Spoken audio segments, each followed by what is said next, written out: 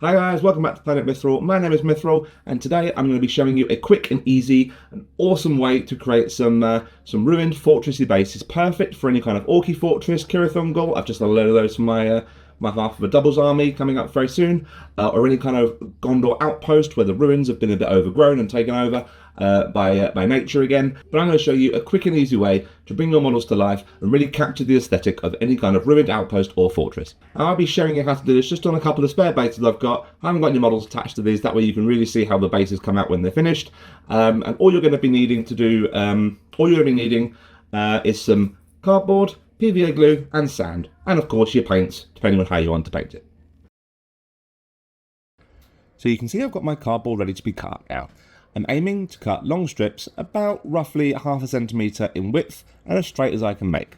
I'm making 2 cuts for each strip, the first to score and give myself a guideline, and then the second to actually cut my strip free of the main body of cardboard.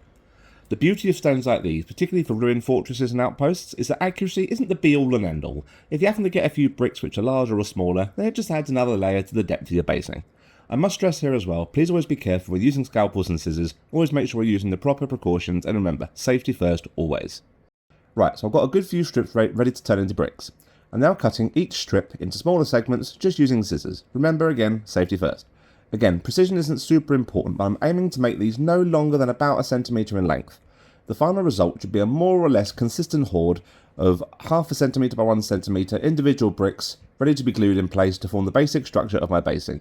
Trust me though when I say you're going to have fun chasing all the squares that ping off around your painting table.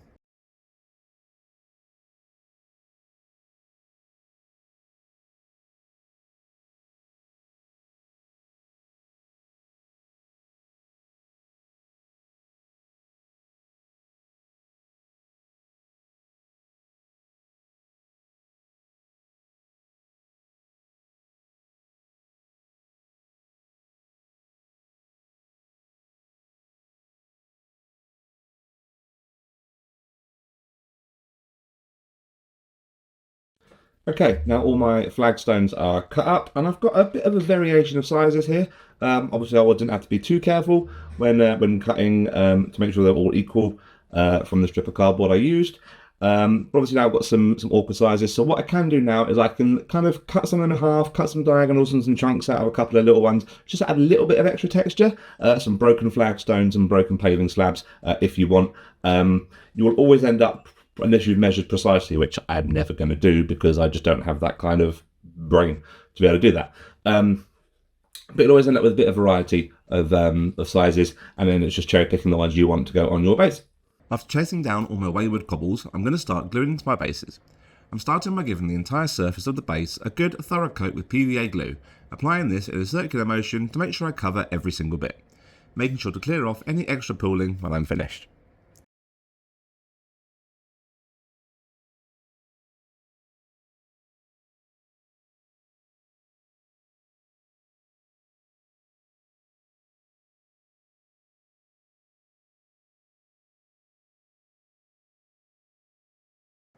Now using the point of my scalpel, I'm carefully just using it to move my cobbles onto the gluey surface and gently rearranging them as I see fit, leaving small gaps between each cobble for my sand to sit in shortly to represent the grouting. The best thing here is that you can create all sorts of brickwork patterns and really play around with different orientations of the bricks to help give each base a really unique feel.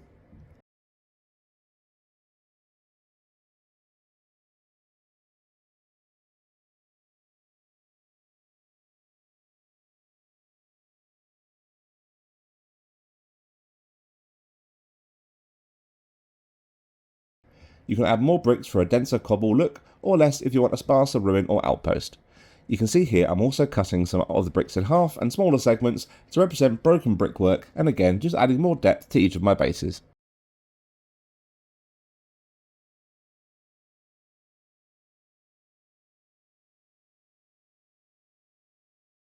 Now I'm happy with how my brickwork patterning is looking. I'm going to cover the surface using fine modelling sand just by submerging it within my sand container. The sand should fill and sit in all the grooves between my patterning, and as long as there aren't too many larger poolings of glue left on the base, you should have a nice consistent layer of sand over the whole base ready to spray.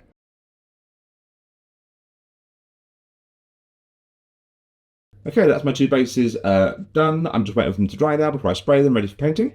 Nice, quick and easy. You can create some really awesome effects on bases doing it this way. And no two bases will look the same either, particularly if you start adding in some broken cobbles like I have on this one. You can see I've done more of like a centery type tessellation with the brickwork and done some more broken bricks around the outside. And this one's got more of your standard kind of paving kind of grid patterning over a couple of areas of the base, and then overtaken by sand and dirt. So once these are dry, I'll then go through some quick and easy ways to paint them, and you'll have some awesome recipes to make some awesome bases for your awesome army. The word awesome sounds really weird now. Okay, my two bases are sprayed, primed with Citadel Cal's black spray, dried and ready for painting. Am I wearing a different shirt? Absolutely I am. Is it worn? Yes. So I'm going to be painting one to be like a Cirith Ungol or Dol Guldur type fortress floor, lots of grey, and making these flagstones pop against the rather monotonous tones of the sand. And the other one will be kind of like a ruined outpost, Osgiliath type, maybe Athelian ruins, something that will fit with you more with your Gondorians and your general people that wander around in the wilderness around these kind of ruins. So let's get started. For my fortress base, I'm starting with a heavy dry brush using Mechanica Standard Grey, making sure all the sand and cobbles get decent coverage, and trying not to colour in the cobbles here so any small streaks that get left won't harm the overall look when finished. A second, lighter dry brush now is being applied using Dawnstone, very much in the same manner as the Mechanicus, but as I say, lighter so that it shows through from underneath on both the sand and the cobbles. A final, super light dry brush is being applied over the top now using Pallid Witch Flesh. Less is more here, make sure to keep this as light as possible. This should also just start catching the edges of the cobbles and giving the upper surface a little bit more texture. Now I want to make the bricks pop a little bit more against the texture of the sand underneath. To do this, I'm going to just be applying a fine edge highlight around the edges of every brick using Ulthran Grey. This isn't strictly necessary, particularly if you're happy with how the base looks as it stands, but I feel it helps just tie the overall look together for the finished product.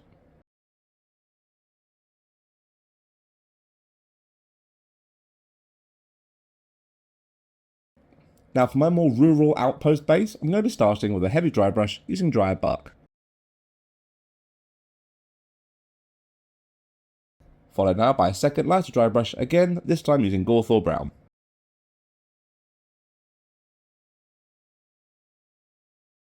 Before I reach the final dry brush stage, I'm going over the cobbles beforehand now and giving them a coat using Rakarth Flesh, just to help give them a different feel to that of the fortress base.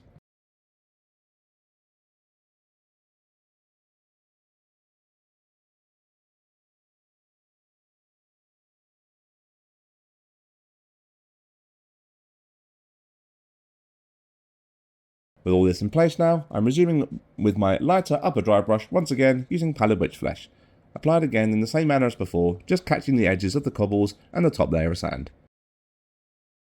And if you want to lift the cobbles again against the texture of the sand, I'm applying a fine edge highlight around the stones using Pallid Witch Flesh.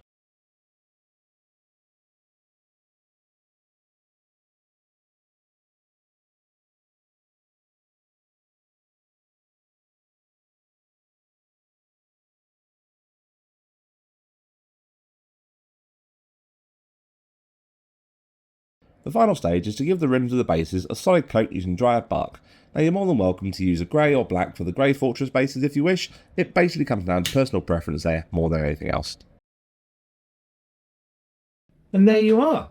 Quick, easy and super effective way to create any kind of ruined fortress basing for your miniature. Whether you are hiding in the pits of Dol Guldur, whether you are fighting over shiny shirts in Cirith Ungol, defending the ancient fortress of Fornost, or simply hiding behind a waterfall in Gondor, this basing recipe will really help bring life to your miniatures and really give them that wow factor and pop on the tabletop. I really hope you guys enjoyed today's video. Thank you so much for watching. Please remember to like, subscribe and hit that bell to make sure you never miss a Mithril upload. I hope you enjoy the new kind of format I'm going with the face forward camera here at my painting desk.